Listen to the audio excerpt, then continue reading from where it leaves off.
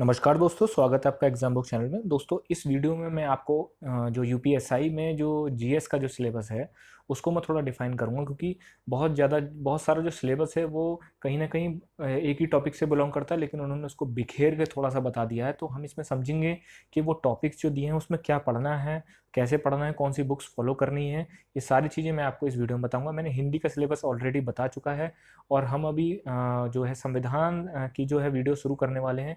और जितनी भी रिलेटेड उसके क्वेश्चन आते हैं, क्योंकि लगभग 15 से 20 क्वेश्चन संविधान से बनते हैं और जीएस से जो है लगभग 20 से 25 क्वेश्चन करीब बन जाते हैं।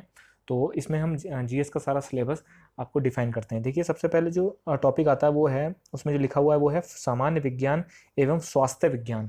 ठीक है। देखिए, स्वास्थ्य विज्ञान क्या होता है? स्वास्थ्य विज्ञान होता है कि जैसे आपका बीमारियों से संबंधित वो जितने भी क्वेश्चन होते हैं, ठीक है, वो सारे के सारे स्वास्थ्य विज्ञान में आ जाते हैं। तो स्वास्थ्य विज्ञान क्या है? वही है कि जैसे सामान्य विज्ञान हो गया, इस टॉपिक में विज्ञान से संबंधित प्रश्न पूछे जाएंगे। ठीक है। विज्ञान में कौन सा? फिजिक्स, केमिस्ट्री और बायोलॉजी। ठीक है। इन तीनों में से आपके क्वेश्चन पूछे जाएंगे। अब इसमें क्या है? बायोलॉजी में प्लांट और ह्यूमन। ठीक है, ये दो चीज़ें बढ़ जाएंगी उसमें। तो ये सारा डिटेल में आपका सिलेबस, ये मतलब विज्ञान में ये सारी चीज़ें जो हैं वो आपको पढ़नी पड़ेंगी। उसके बाद आपका नेक्स्ट टॉपिक है भारत का इतिहास। अब इन्होंने अलग अलग दे रखा है, जैसे भारत के इतिहास में क्या है? प्राचीन भारत पढ़ना है, मध्यकालीन पढ़ना है और आधुनिक पढ़ना है। अब इन्होंने एक टॉपिक दे रखा है कि स्वतंत्रता संघर्ष। ठीक है। स्वतंत्रता संघर्ष जो है वो, देखिए दोस्तों, आधुनिक भारत का इतिहास है। लगभग ये 1885 से शुरू होता है और 1947 तक। ठीक है। और मूल रूप से 1905 से ज़्यादा तेज़ी से शुरू होता है। ठीक है। तो ये इंडियन हिस्ट्री जो है, इसमें आपको एंशिएंट, मेडाइवल और मॉडर्न पढ़ना है। ठीक। उसके बाद हम जो नेक्स्ट चाहते हैं वो है भारतीय अर्थव्यवस्था। ये बहुत ही क्लिष्ट टॉपिक है, थोड़ा सा बहुत लड़के इसमें कंफ्यूजन करते हैं और उनको नहीं आता है हिस्ट्री। उनको सब कुछ पढ़ लेंगे लेकिन इकोनॉमिक्स नहीं आती। उसके लिए जो है हम लोग कुछ कुछ स्लाइड्स में आपको बहुत अच्छे से डिफाइन करेंगे जो क्वेश्चन आ सकते हैं। देखिए, यूपीएसआई में क्वेश्चन कोई सिंपल नहीं आ रहा है। ठीक है। अगर आप 40 क्वेश्चन उठा के देंगे, 10 क्वेश्चन ही ऐसे होंगे जो आप स्मूथली निकाल ले जाओगे। 40-30 क्वेश्चन के लिए आपको अच्छे से पढ़ाई करनी पड़ेगी। पिछली बार जो पेपर हुआ उसमें जीएस में बहुत लड़के फेल हुए हैं। तो जैसे अर्थव्यवस्था में क्या है? भारतीय अर्थव्यवस्था में पढ़ेंगे तो बहुत चीज़ें हैं, लेकिन जो इन्होंने बिखेर के चीज़ें दी हैं, जैसे भारतीय कृषि। ठीक है। अब कृषि में क्या है? कृषि में हम लोगों को ये पढ़ना है, जैसे 2-3 चीज़ें पढ़नी है। जैसे प्रोडक्शन कहाँ पे कौन सा ज़्यादा होता है, गेहूं का प्रोडक्शन कहाँ पे आ रहा है, और आपका चावल का कहाँ हो रहा है, कौन से में हेक्टेयर सबसे ज़्यादा गेहूं में होते हैं, कौन से चावल में होते हैं। दूसरा, जो राष्ट्रीय क्या आपका जो चावल अनुसंधान केंद्र, आलू अनुसंधान केंद्र, ये चीज़ें पढ़नी है। दूसरा, आपका रबी, खरीफ और आपका जायद की जो फसलें होती हैं, ये कौन कौन सी फसलें होती हैं। ठीक है। क्वेश्चन ऐसे भी आते हैं कि निम्न में से कौन सी फसल जो है वो चारा, खाद मतलब खाने के लिए, चारे के लिए, दोनों के लिए यूज़ होती है। तो इस टाइप के क्वेश्चन आते हैं आपके कृषि में।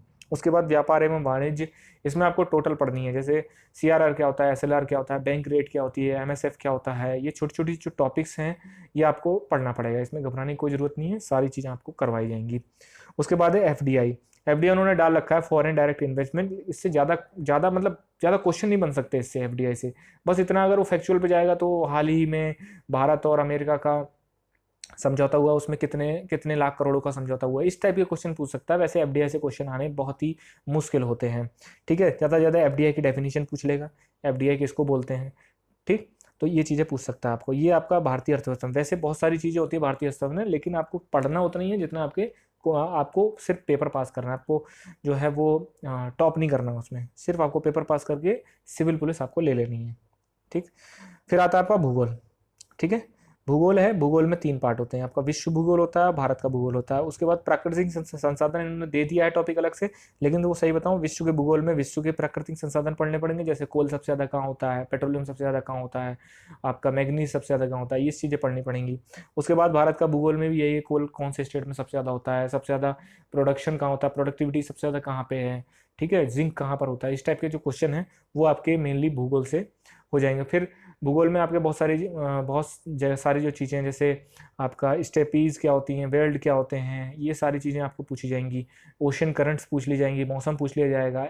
Same related to India, India से ही पूछ लिया जाएगा। इंडिया में भूगोल में आपको आपको आदिवासी जनजातियों के पूछ लिए जाएंगे। टोडा कहाँ पे रहती, कहाँ रहते हैं वो, संथाल कहाँ रहते हैं, और जयंतिया कहाँ पे रहते हैं। इस टाइप के क्वेश्चन जो है वो पूछ सकता है आपसे। ठीक है। और इंडियन आपको ज्योग्राफी में भी, जैसे आपको हिमालय से रिलेटेड क्वेश्चन पूछ लेगा, ठीक है, नदियाँ, पहाड़ और आपका जितने भी झीलें हैं ये सब आपको पढ़नी पड़ेंगी।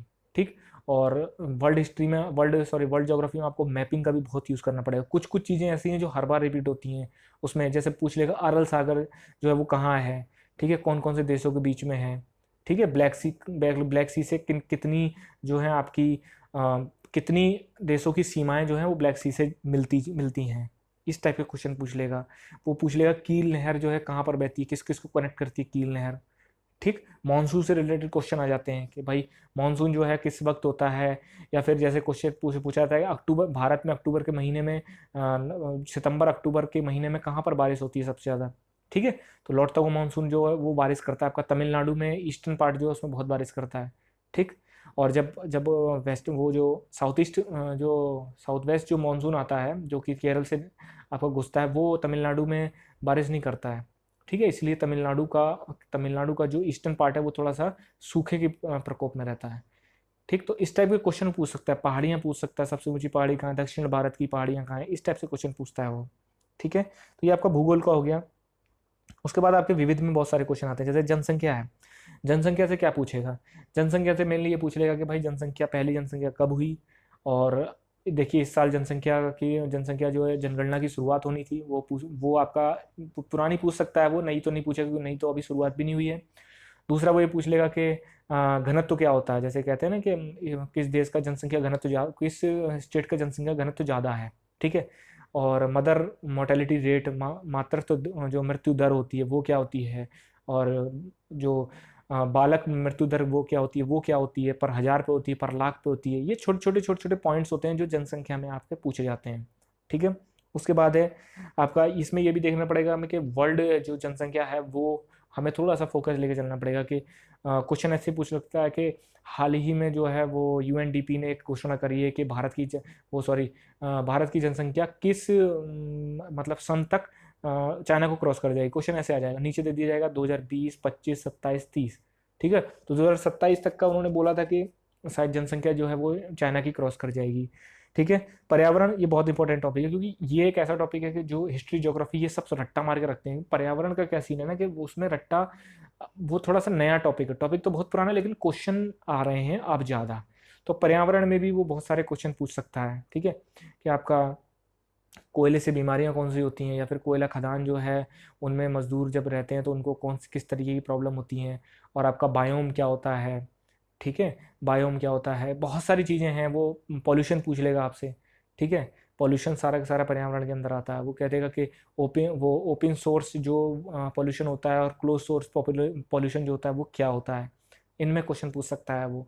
तो आपको घबराना नहीं है, ये सब चीज़ें इस पर करवाई जाएंगी। ठीक, पर्यावरण आपका ये हो गया। फिर नगरीकरण, नगरीकरण से क्वेश्चन पूछ लेगा वो कि जो भारत की जनसंख्या में कितने प्रतिशत जो है वो आपका मतलब शहरों में रहते हैं, या कितने प्रतिशत गांव में रहते हैं, या फिर पूछ लेगा कि कितने प्रतिशत कृषि में रोजगार पाते हैं, या कितने प्रतिशत जो है वो मैन्युफैक्चरिंग में रोजगार पाते हैं। इस टाइप से क्वेश्चन वो है नगरीकरण से पूछ सकता है वो। ठीक है, और ये पूछ सकता है कि 10 लाख से ज़्यादा की जनसंख्या वाले मेट्रोपॉलिटन सिटी कितने हैं भारत में।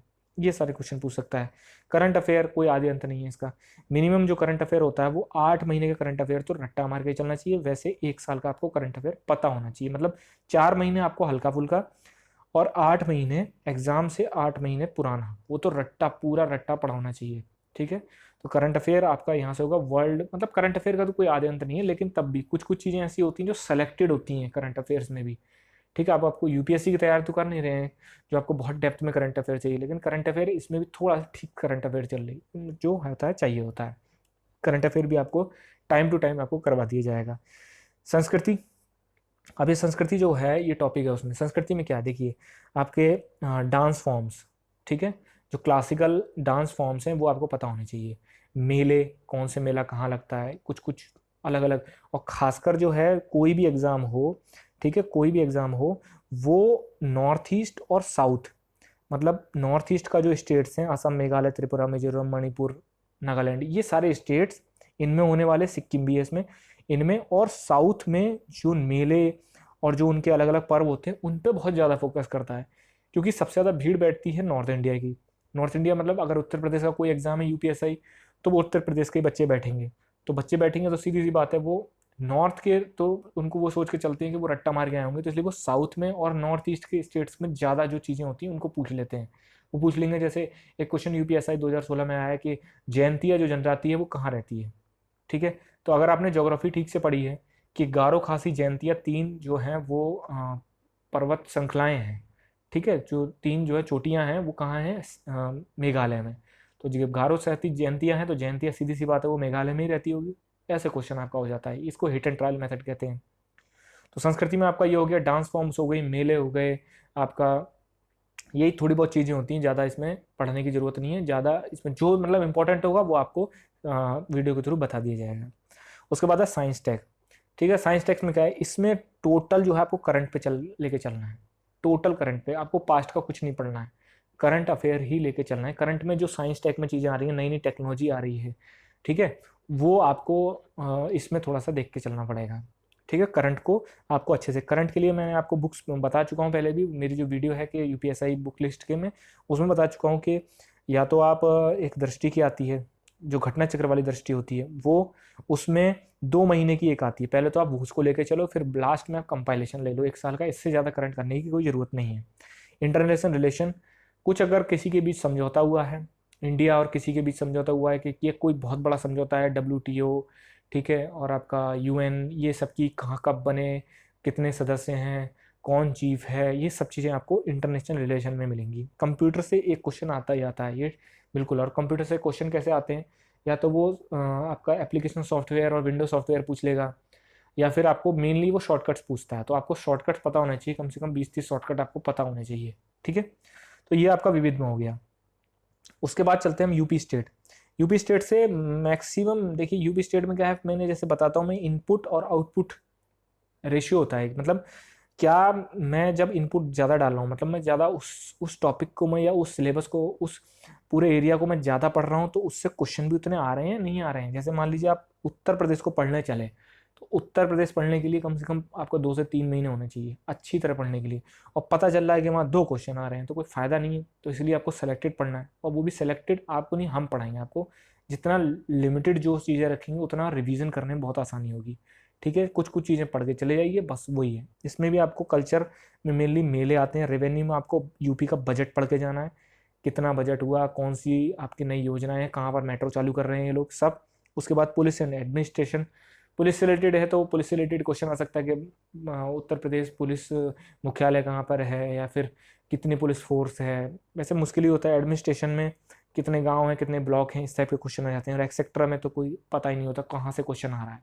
ठीक है, तो आपका ये हो गया आपका उत्तर प्रदेश से।